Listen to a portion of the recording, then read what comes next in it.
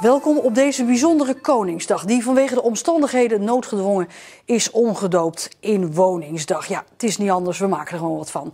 Het nieuws in Zeeland op deze 27 april. Vandaag geen grote feesten met een hossende massa in Goes. Koningsdag in coronatijd ging net even anders, met stille straten en een lege markt. Maar om 10 uur werd die rust ruw verstoord door gitarist Luc Oggel, die vanaf de tv-toren in Goes Koningsdag aftrapte met het Wilhelmus. Oggel speelde op de tv-toren zijn versie van het Wilhelmus. Van de stichting Sticht Licht, die de Obade in Goes organiseerde, had Oggel de vrije hand gekregen. Dat was ook een beetje de opdracht. Het mocht gieren, was de letterlijke zin die ik te horen kreeg. Nou ja, dat moet je tegen een rockgitarist maar 1 keer zeggen en dan weet hij genoeg. En ja, dit is helemaal mijn stijl, dus ik vind het ook leuk om zo'n bekende melodie enerzijds toch herkenbaar te houden, maar anderzijds ook mijn eigen draai aan te geven. Want ja, ik speel natuurlijk een bepaalde stijl en, ja, en dat voelt dan helemaal goed. In heel het land werd op dat moment het volkslied gespeeld op initiatief van het Concertgebouworkest, dat op deze manier toch samen wilde stilstaan bij Koningsdag. Wat Oggel betreft het begin van een nieuwe traditie.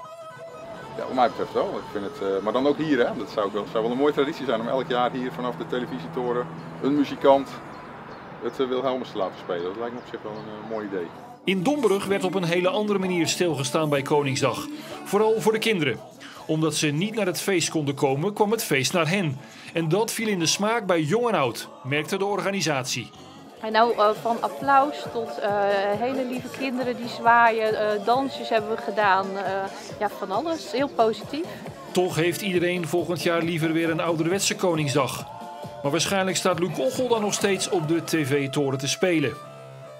In Koewacht werden ouderen van ouderenzorglocatie De Lange Akkers verrast met een bezoek van enkele alpaca's uit het plaatselijke Alpaca World. De dieren waren op bezoek en de ouderen konden het wel waarderen, al had niet iedereen er oog voor. Na enige tijd gingen de dieren weer terug naar de boerderij. Een vorstelijke tomatensoep voor ruim 1100 Vlissingse ouderen. Aangeboden door 11 horeca-ondernemers. Goedemorgen. Oh. Wij komen lekker een kopje soep brengen. Nou, je hebt het zo gedaan. Ja, we hebben het zo gedaan. Vriendelijk bedankt allemaal. Eet smakelijk alvast en fijne Koningsdag. Nou, fantastisch. Vlissingse ondernemers willen op deze Koningsdag de eenzame ouderen een steuntje in de rug geven. De 70-plussers zijn opgegeven door kinderen of kleinkinderen om te laten zien dat er aan ze gedacht wordt. Nou, we hadden wel echt wel een paar honderd verwacht.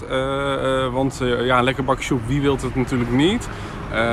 Maar als we het hebben over 1143 stuks op ruim, ja, ik geloof 8500 adressen in de gemeente Vlissingen. Ja, dan mogen we toch wel zeggen dat de actie zeer geslaagd is.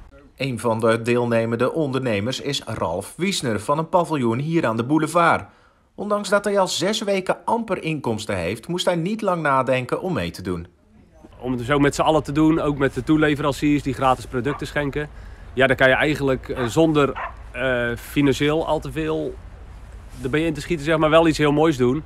En ja, dan doen we het heel erg graag. Dank u wel hoor. Nu Koningsdag binnen wordt gevierd, zijn de ouderen maar wat blij met hun bakje soep. Nou, dat is oranje. Helemaal waar.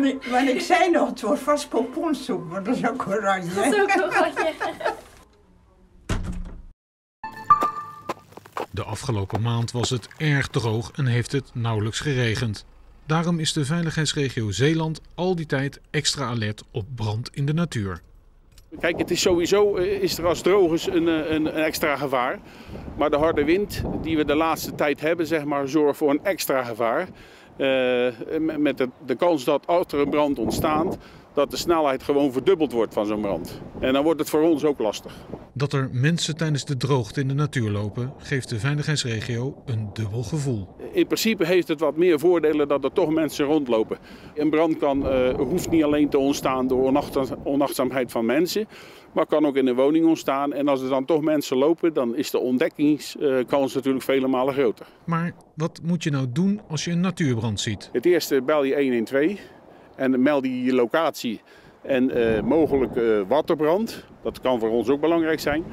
En ten tweede, wat je dan daarna doet, is zo ver mogelijk van de brand weglopen naar een veilig gebied. Als je dat kan zien. En neem dan ook mensen die je onderweg tegenkomt, stel die op de hoogte of neem ze mee.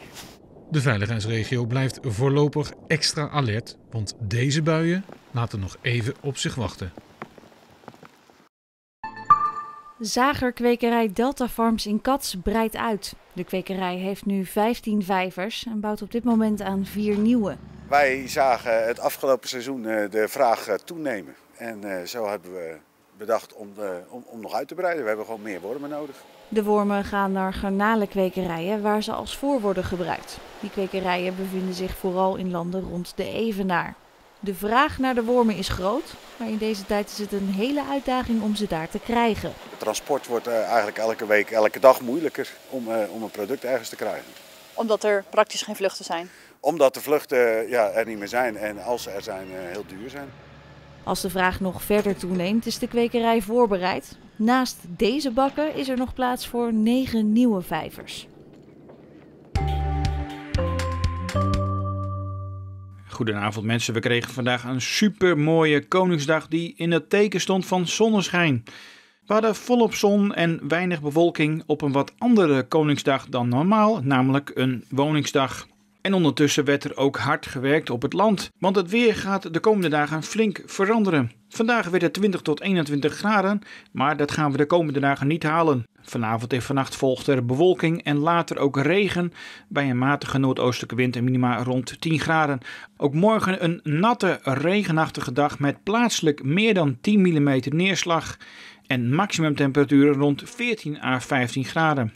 De wind krimpt naar het noorden tot noordwesten en is matig. De komende dagen blijven ook wisselvallig met regenachtig weer of buien. Soms krijgen we ook onweer en de temperaturen komen te liggen rond 14 of 15 graden. Tot zover het nieuws en het weerbericht van deze Koningsdag in Zeeland. Zometeen ons programma Trots op Zeeland, want daar zijn we en dat blijven we. Nog een fijne avond en tot morgen.